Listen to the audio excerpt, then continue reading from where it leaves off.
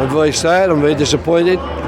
He has my empathy, my condolences. I think it's a sad situation. Someone like him with his CV, someone who won the Premier League as recently as 2.5 years ago, one of the most miraculous wins, if you like, or championship wins we've ever seen in the Premier League history. I find it sad that after as little as 2 or 3 months he's being shown the door by Fulham. That disappoints me for him, and it disappoints me that Fulham, a club I really like and have so much time for, found it necessary to, make this quite controversial decision. Well, I never like to see managers get the sack, but I think when you look at the performances, you look at the manager's body language, he didn't look like he was particularly enjoying it. He looked like he'd lost a little bit of his energy, and I think that can filter through to the team. He's not been addressed the defensive issues of the side, and I think it was only a matter of time.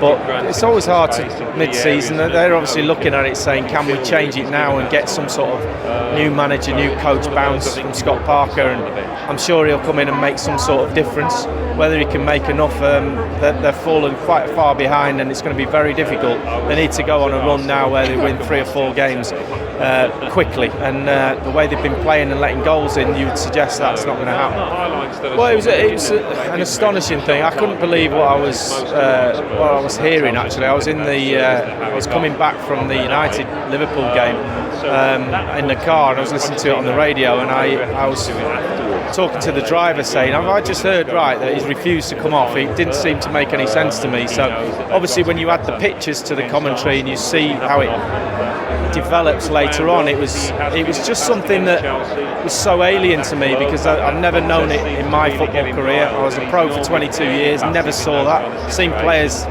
not very happy about coming off, but I've never seen one refuse to come off. Whatever the reasons about that, they're irrelevant to me. It's the manager saying something to a player, the misunderstanding, it doesn't really matter to me. I think he's disrespected the manager, disrespected the fans, but more importantly for me, he disrespected the badge on his chest. That for me is the biggest thing that he did wrong.